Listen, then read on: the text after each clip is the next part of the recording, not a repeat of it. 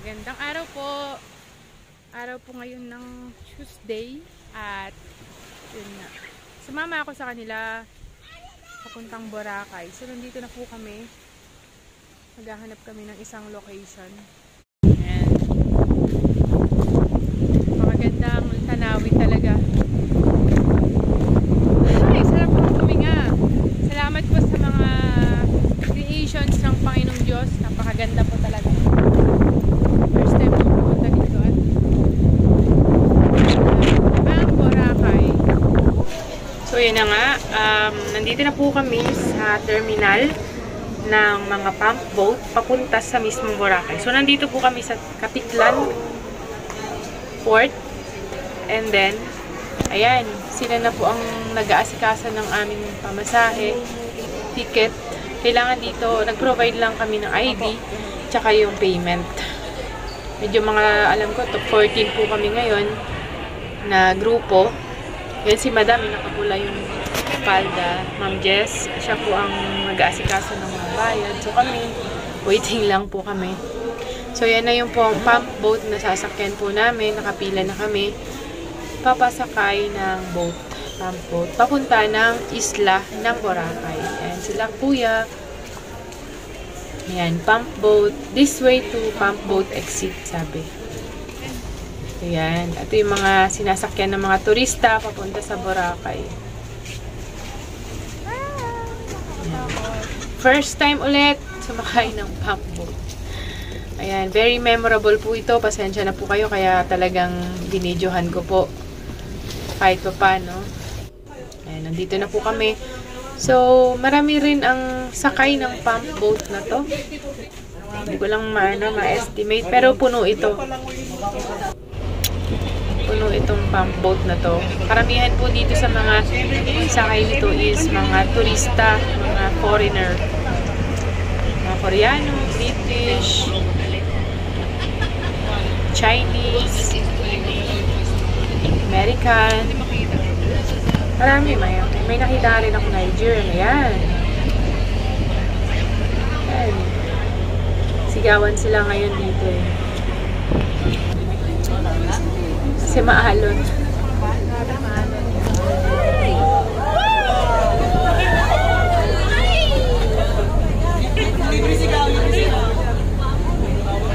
Dito na lang hindi masyadong maalon yung tubig. Sakto lang. Panayad lang. Yun yung driver. Siguro malalim yan. Malalim yung dagat. Nakakatakot. May mga life jacket naman po sa taas in case of emergency. Pwede namin gilain yan at isuot. Siyempre, safe pa rin tayo. So, ayan na. Naglanding na yung pump boat. Yung video lang ako dito sa likod. Konti. Kami na yung pinakahuling lalabas. Hi!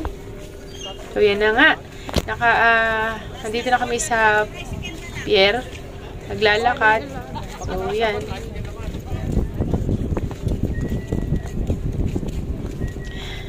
So, ayan na nga. Nakita ko na ang isla ng Boracay. February 6, 2024. Landing sa Boracay. Hindi ko talaga ito makakalimutan. Ayan. Nandito, mag-aabang kami ng sasakyan. Boracay. Boracay. Marami tayo, ma'am. Kasama po kami.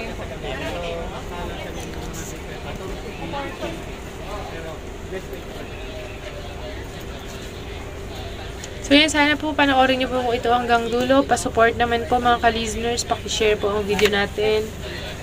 Sa mga gusto makita, kahit pa paano ang itsura, ilang parte ng Boracay. I-share niyo naman po ang video ko mga ka-listeners. Malaking tulong po ito sa aking channel. Paki-like na rin po at mag-comment po sana kayo. Ayan. So ito yung may 7-Eleven dito. Actually, yung Boracay po is napaka-developed na po na lugar. Para it's a city na po. It is It is described easily as, it is compared with Makati. Yan. Kung nakapunta na po kayo sa Makati, Manila, yan. Ganyan na po ka-popular or developed yung mga buildings and facilities po dito sa Boracay. Napakaraming tao. Talaga. Kala ko nga nasa Maynila ako eh. Ay kung tatawagan ko pa yung kumpanya, malalaman nila yung napagsakan ako. Ayan, napakaraming establishments na po. Maraming investors po dito, ng Koreans, Chinese. Ayan. So, yan. Halos lahat na sulok po dito is may mga buildings. So, dito po tayo sa isang parte na may nakalagay na I love Boracay. So, maganda dito is picture-picture. Baba muna po kami at kukuha ng picture kahit umaambon.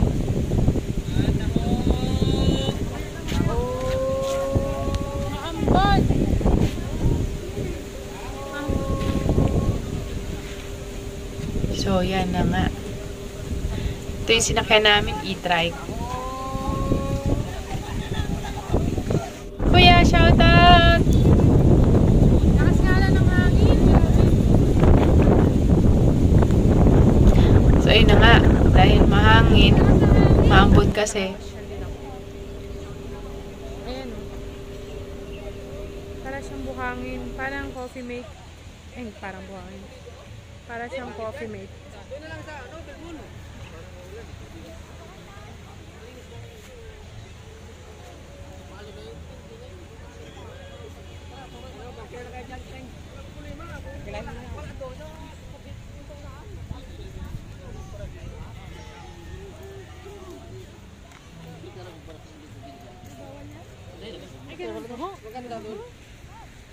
Siguro po ano? Sa ano? Sa parang powder na yun. Ano ba? Long beach tawag. Hindi pa long beach eh. So yan, dito kami napadpad at kami lalakad-lakad para ma-feel namin po yung buhangin at yung nature. Relaxing po talaga, stress relief ang paglalakbay dito sa isla. Hello, Tamio! Hello! Yan, medyo pasensya na, medyo mahihain pa ako na maisama sila sa vlog. Pero yan, behind the scene po. Muna ako. Hugas-hugas lang po ng paa dito sa tubig. Pam, tara, dito tayo, Pam. Yeah. Actually, actually po, gusto ko lang share sa inyo na itong Boracay Island is meron pong katulad po na Boracay din po sa probinsya namin sa Santa Ana, Cagayan Valley. I-search nyo po sa Google yung Santa Ana, Cagayan, tapos lagay nyo po Angib, A-N-E-G-U-I-B Resort, Angib Resort. Alis tayo. So, matatagpuan mo yun dun sa bayan namin sa Cagayan. Cagayan, Santa Ana, Cagayan Valley. Search nyo po. Pareho lang po yung location. Pareho lang po yung buhangin. Marami ring bato katulad dito sa Boracay na to. Yan, ganyan po yung itsura. Kaya pag medyo malayo nga lang yun sa Maynila, it will take you 16 hours by bus. Kaya unlike ito sa Boracay, from Manila, you will ride a ship. Yung sinakyan namin to go or Starlight. So, yun. Ang one way sa ship ay at lower, maybe less than 2,000 per head. Depende sa pipiliin nyo sa ship. Economy, tourist. Ayan, napakaganda. Kitang-kita yung ilalim, oh. Linaw.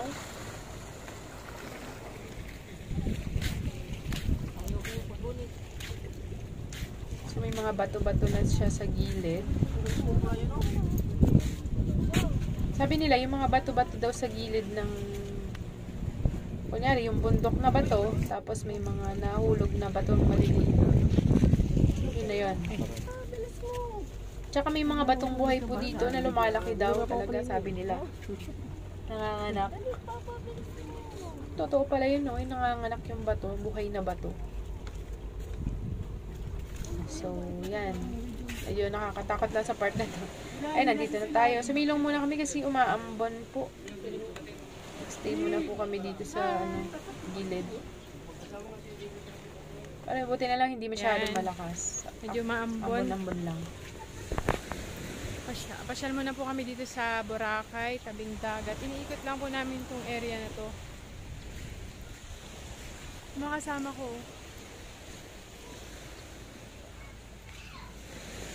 Napakapayapang manirahan dito.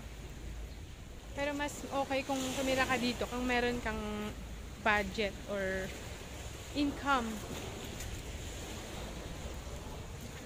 Pakita ko sa inyo yung dinadaanan namin. See, daming bato. Sarap sa pakiramdam ng yung alon ng dagat.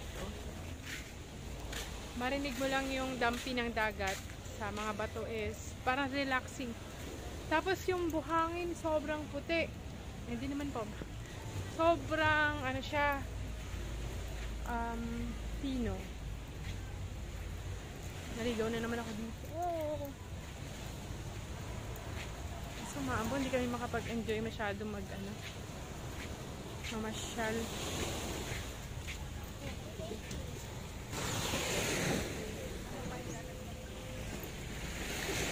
So, ayun na nga, maulan. Saan tayo dito?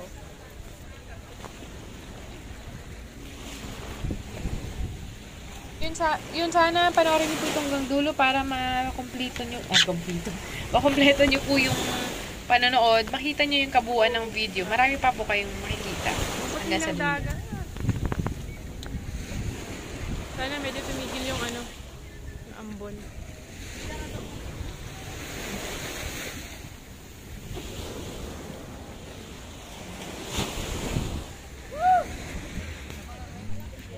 So, pag nagawi po kayo sa part na to, maraming mga turista na mga kababayan natin from other parts of the country and also foreigners from other parts of the world. So, nakakita nga po kami kanina dito na nakabikini. Pero yung mga kasama ko, mga conservative po sila. As usual, as you can see on how they wear their clothes, talaga mahahaba po. Ayan. Kaya lang, di namin naasahan na nakakita po kami dito ng mga naka two-piece. ng talaga syempre mga turista, respect naman natin po yung kanilang mga nakagawian. Na lang kami, pikit mata. Di ba yung puka dulo pa yun? Dulo yun, malayo yun. So yun, ayun na nga. Sensya na kayo, hindi pa kasi ako masyadong marunong yung cellphone ko kasi maalog.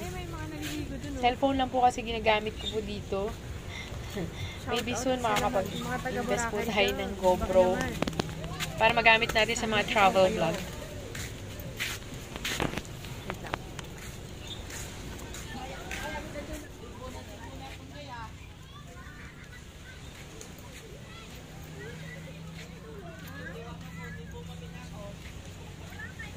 May resort dito Ano yan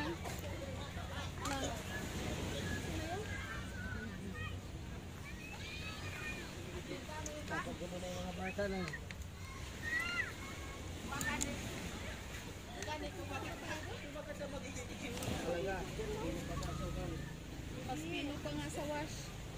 Yung sugar.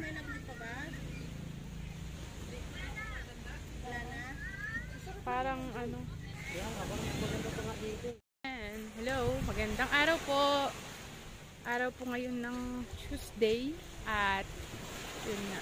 Sumama ako sa kanila papuntang Boracay. So nandito na po kami. Maghahanap kami ng isang location.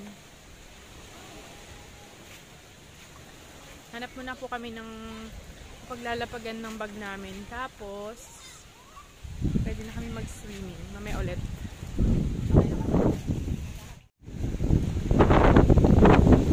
Sarap talaga dito.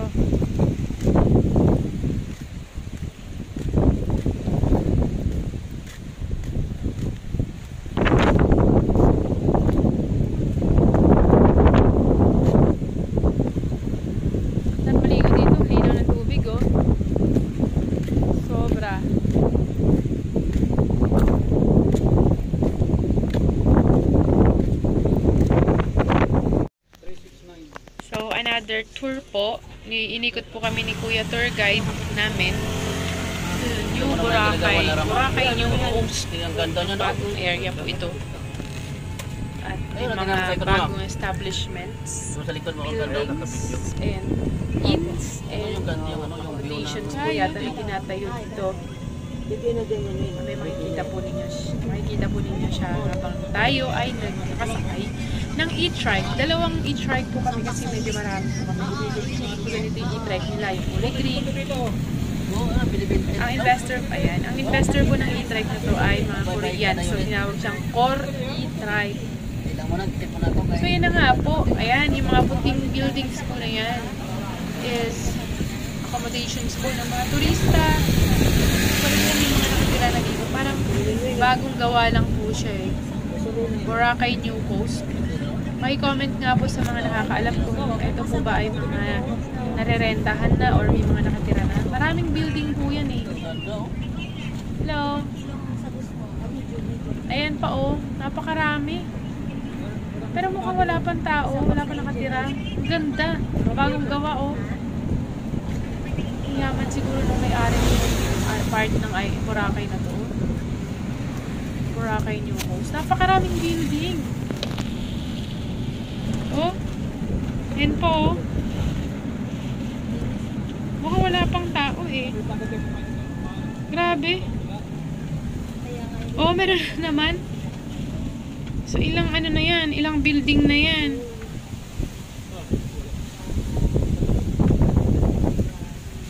Oh, meron ulit. Grabe. Ang buti ng building. Pakayaman ng may-ari nitong lugar na ito. Sa aming paglalakbay pala, may nakita ko, Tirol property. Napakalawak pala ng property ng Tirol dito sa lugar. Hindi ko na alam kung tulugan itong New Coast, Boracay New Coast na ito is. Ayun nga pag mangyari. Ayun pa oh, ulit. So, may mga ano na dito. Ano ba ito? Is this parang mall? Oh, may building na naman ulit dito. Napakaraming building. Grabe. Balikta rin yung pagbasa yung... Kaya balikta rin mo pagbasa yung sulat mo yung... Ayan. 15. So, yun na nga yung pupuntahan namin. Pero hindi pala namin pupuntahan. Picture lang kami dyan noon. So, yun na nga. Dito kami sa pinaka... Parang dulo na itong part na to eh. Wala pa masyado sa amin. Tao dito. Ay, ang hangin ko. Sama-sama na ako. Wala na. Ma-enjoy naman itong ano lugar.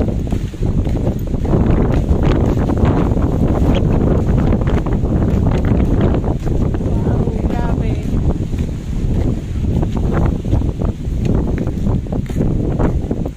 Thank you so much po. Experience. Makasama rin ako dito. Pasyal dito sa Boracay. Ito po, pakita ko. Ganda oh.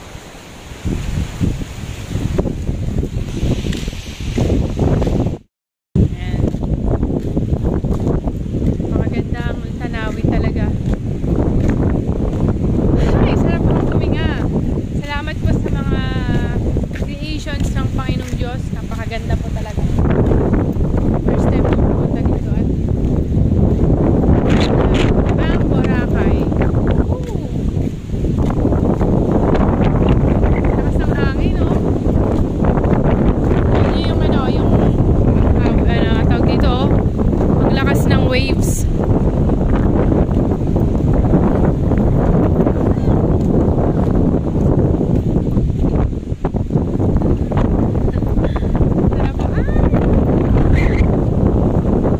grabe. So windy today. You should be cautious because of the wind. Ay! Ang lakas. Whoa.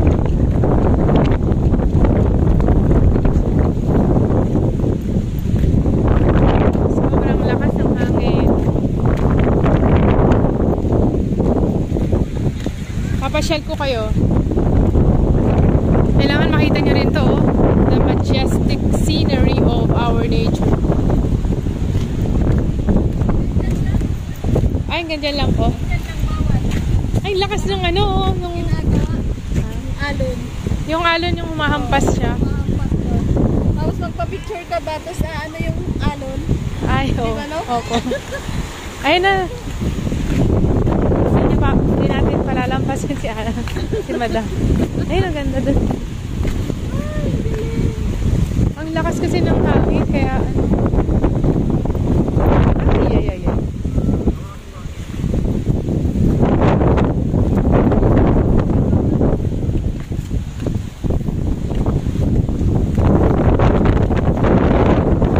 Ay, lakas.